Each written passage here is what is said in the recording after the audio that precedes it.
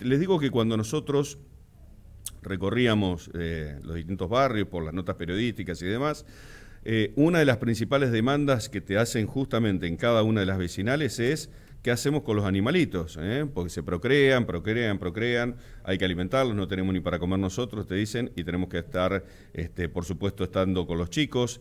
Bueno, todos estos temas no son menores, ¿no?, a la hora de preservar la salud animal. Por eso nos parece muy interesante tomar contacto, no sé si ya está con nosotros conectado o no, perfecto. Vamos a hablar con el amigo Garcilaso, que es Lucas Garcilaso, subsecretario de Gestión Pública y Bienestar Ciudadano, acerca de este tema. Hola Lucas, ¿cómo te va? Muy buen día. Aquí Sergio Enich y quien te habla, Horacio Mogre, te saludan. ¿Cómo estás? Buen día, ¿cómo están? Bueno, un día muy particular, ¿no? Porque lamentablemente con todo lo que nos hemos enterado del camión, etcétera, etcétera, la lluvia, el yin y el yang, mencionamos al principio del programa, lo que pasa con este indigente dentro de un contenedor de basura. Y por el otro lado, bueno, la vida, ¿no?, que aparece por un milagro y la beatificación de Juan Pablo I, por un milagro que acontece a una de las chicas que ya le habían pronosticado la muerte allá por el 2011 y hoy está viva, feliz y radiante, ¿no? Queríamos mostrar un poco las dos esperanzas del ser humano. Quiero arrancar con el tema de la castración, pero no puedo dejar de preguntarte, ya que soy el secretario de Gestión Pública y Bienestar Ciudadano de Paraná, si tenés más información acerca de este luctuoso hecho, si ya han podido identificar quién sería la persona o algo por el estilo, qué otro dato pueden manejar desde la municipalidad con este pobre hombre que terminó compactado, ¿no es cierto?, en horas de la madrugada dentro de uno de los contenedores. Mira, por ahora lo único que se sabe es lo que sabemos todos, informaciones de la policía, de fiscalía y demás, todo en etapa de investigación para dilucidar de qué forma en realidad se dio el hecho. Si la persona estaba durmiendo, si ya había fallecido al momento de la compactación, fue por producto de la compactación del mismo camión. Así que bueno, se espera como todos y lógicamente lamentando el hecho luctuoso. Claro. Sinceramente es algo que no debe pasar y que no es poco común. Si lo vemos a nivel nacional, hay otras localidades que ya se han dado 2 o 3 oportunidades la misma situación. Ese es el problema, ¿no? Y cada vez son más personas que están en situación de indigencia. Entonces, teniendo en cuenta que hay una proyección, mencionabas también la cantidad de chicos jóvenes y no tan jóvenes que también suceden y aparecen estos tipos de accidentes cuando van a arrojar, por ejemplo, la basura al volcadero y todas estas cosas. Va a haber que planificar algo a modo de prevención. No sé qué hacer. Sinceramente no se me ocurre, no soy idóneo en la materia. Pero digo yo, no sé, implementar algún tipo de aviso, los contenedores, los compactadores. A ver, en muchas oportunidades yo me quedo pensando, tanta gente come de los desechos y hay tanta comida que a su vez los centros proveedores de alimentos tienen que obligatoriamente arrojar por cuestiones legales, supermercados, hipermercados, aquí el Charrúa, el de Santa Fe, bueno, ni hablar en Buenos Aires, toneladas y toneladas de alimento que lo tiran por ley, por desecho. Eso pasa al basurero, pasa al camión y la gente va ahí a alimentarse. ¿Por qué no hacer una norma en la que la ciudad sea pionera, una ordenanza, en donde, bueno, estos tipos de alimentos 2 días antes tienen que desprendérsela las empresas, los hiper, los comedores, los centros urbanos de alimentos?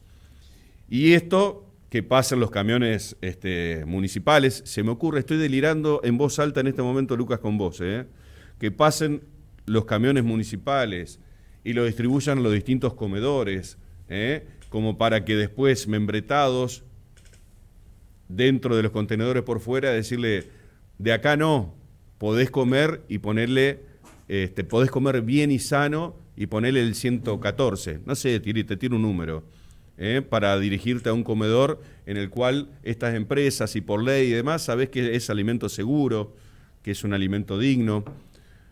porque no podemos tirar a esta altura ya tanta mercadería, tanto alimento para que gente se mate durmiendo ahí adentro de un contenedor. Tiro ideas como esta, no sé si son factibles de hacer o no, creo que ante las necesidades todo es plausible. La pregunta que te hago es, entendiendo que esto va a ser una proyección, ¿se está barajando algún tipo de ideas como para cambiar el norte-este? Es un tema complejo, no solamente a nivel ciudad, como vos también lo decías, a nivel nacional. La desigualdad es muy grande en el país, Mitad y muy grande mitad. en el mundo. Sinceramente, es algo muy profundo. O sea, el 1% de la población mundial tiene el mismo ingreso que el otro 99%. A esos niveles de desigualdad estamos. Son cuestiones realmente para trabajar en otros estamentos, pero no obstante, sí coincido que uno puede empezar lógicamente por la ciudad y se ha avanzado mucho en el tema no solamente de la comida, que a veces te diría que incluso es lo menos, sino que lo que más se busca es el tema de la recolección, del tema del cartón, del plástico, que es lo que se recolecta para posterior venta. Se está trabajando en eso sí, arduamente, se están haciendo grandes planificaciones desde la de, Subsecretaría de Acción Climática, así que en ese sentido se está trabajando con la planta, se está trabajando con algunas organizaciones que están conteniendo a los trabajadores que recolectan el cartón. Ahora, en el tema de lo que es alimentos, vos pensás que este accidente fue justamente en un barrio en donde no era, no es que hay un supermercado. Yo creo que de por sí lo que es súper y demás entidades, ya hay un flujo de derivación de alimentos, y lo digo por conocimiento, de trabajar con algunos comedores o tratar en la parte que tiene que ver fuera de la función. Uno sabe que con el tiempo de pandemia lo que sí trajo fue un trabajo articulado de un montón de sectores privados que empezaron a ayudar a comedores y a partir de ello tratar de contener a toda la gente que se quedó sin ese dinero que día a día se hacía con esta clase de trabajos, de recolecciones de cartón, o que perdió esa changuita de ir a pintar alguna casa o a cortar o mantener algún césped. Sinceramente, lo de la pandemia, más a lo que, no digo que se heredó, pero que sí nos dejó el modelo económico neoliberal de una pobreza extrema con grandes porcentajes.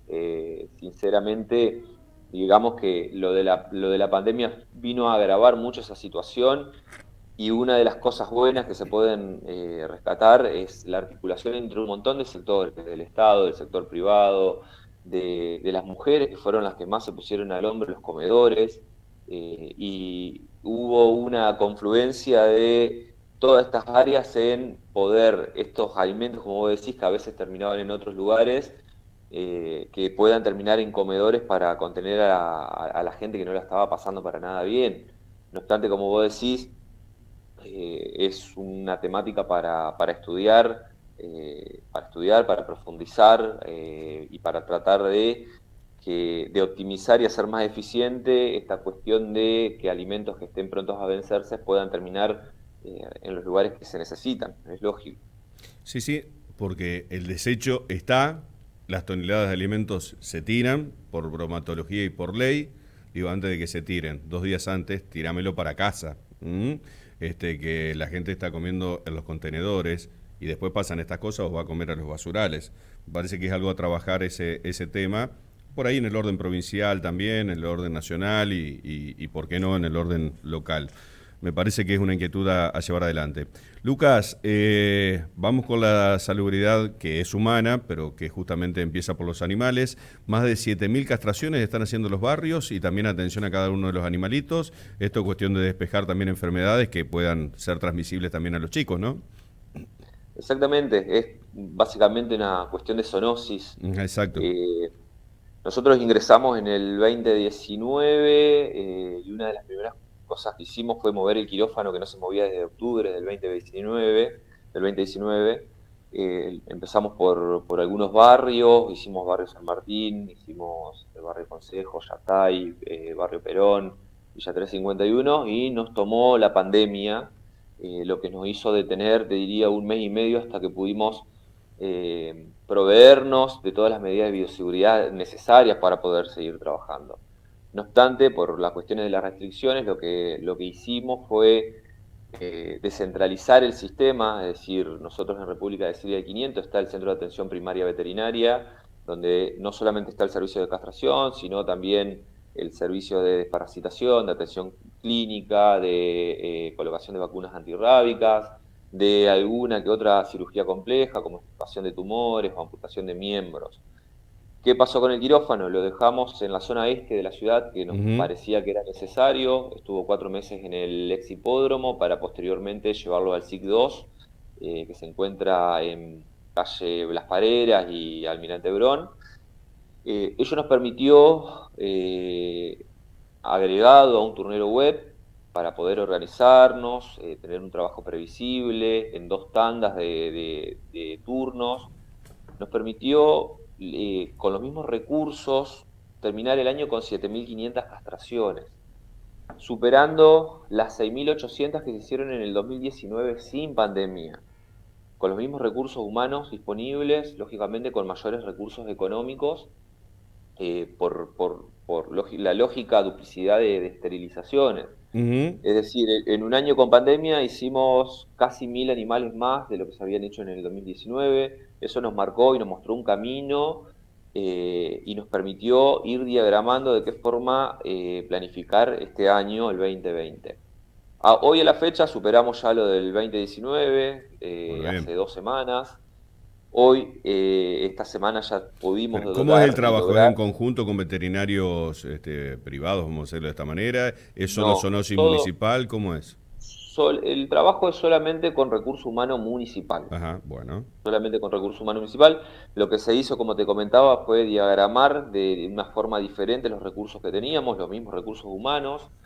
Hoy en día podemos decir que esta experiencia que tuvimos, que nos mostró que la zona este necesitaba mucho el servicio, logramos inaugurar justamente en octubre un segundo punto fijo, es decir, el quirófano móvil que estaba como punto 2 en el SIC, nos permitió demostrar que necesitábamos tomar un espacio del edificio para poder brindar ese servicio a esa zona de la ciudad, y a su vez lo que es, lo que es el Gran Paraná, por llamarlo de una forma, el Paraná metropolitano, San Benito, Colonia El Avellaneda. AMPA, le digo yo. Exactamente. Bueno, nos permitió porque hay servicios de transporte privado que están trayendo mucho desde allí, sacan sus turnos, o sea, sinceramente hay una articulación muy grande con muchos sectores. Bueno. Hoy, en limpio, habiendo ya superado las 7.500 castraciones del 2020, tenemos 3 puntos.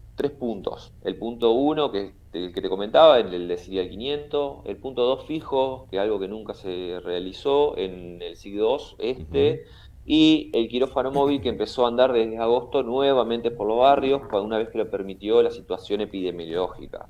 Esto que nos permite, o que proyectamos por lo menos este año, poder llegar a superar las 10.000 castraciones. Es a lo que apuntamos, ojalá podamos lograrlo. Linda barrera. Y nos para mucho mejor para el 2022, porque ya vamos a tener 3 puntos, 2 puntos fijos y uno móvil desde el inicio del año. O sea que puede haber números superlativos que nos podrían llegar a hacer superar los números del 2019. Tenemos esa esperanza. Esto, como vos decías, es salud, no solamente animal, sino que es salud pública. Sí, señor. Permite controlar mucho la población animal, ¿sí? Entonces, en ese sentido... ¿Y son más perritos que gatos, gatos y perritos? Aunque no lo creas, son muchas veces más gatos que perros. Mira. Sí, son más Sí, gatos que sí, sí. perros, sí. Sí, sí. Esto hay que decir que a la vez no solamente es una castración, sino que va emparejado a la vacuna antirrábica a cada animal que se esteriliza, más las Pulgas. antirrábicas de gente que viene y pide su vacuna, a la desparasitación, como te comentaba. Así que bueno, el servicio de esterilización sí se encuentra descentralizado en 3 puntos, conjuntamente con la antirrábica y las desparasitaciones. Bien. A su vez, seguimos en el Centro de Atención Primaria Veterinaria, que es en términos casi indispensario, diríamos, en términos humanos, Ujú. el famoso CAPS, pero para animales en CDI 500, donde allí además hay atenciones clínicas y alguna que otra cirugía de gran entidad o importante, como te comentaba. Esto es Bien. propiamente una voluntad lógica de nuestro intendente, porque como te comentaba, no solamente son, si bien son los mismos recursos humanos, el haber avanzado o duplicado las esterilizaciones mensuales implica muchos recursos económicos en insumos médicos ¿De cuánto veterinarios. hablamos? Y vos imaginate que estamos duplicando las esterilizaciones que se hacían en el 2019, o sea que el presupuesto está duplicado en ese sentido y Más este la año inflación, tuvimos que readecuar un poco el presupuesto porque realmente los más o números son menos, ¿de qué superlativos. presupuesto estamos hablando de inversión ahí en salud animal?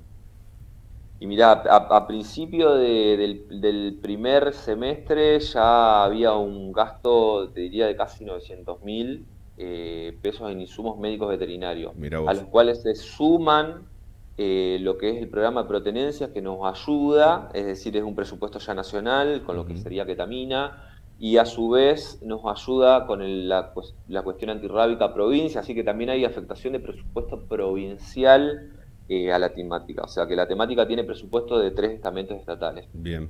Lucas, te mando un cariño grande. Gracias por este contacto, ¿eh? Ha sido muy amable. Bueno, Igualmente, queríamos que tenga un buen... profundizar esto y otros temas, pero viste que los hechos de la vida pasan. ¿M? Y pasan. Abrazo Así es. grande. Igualmente.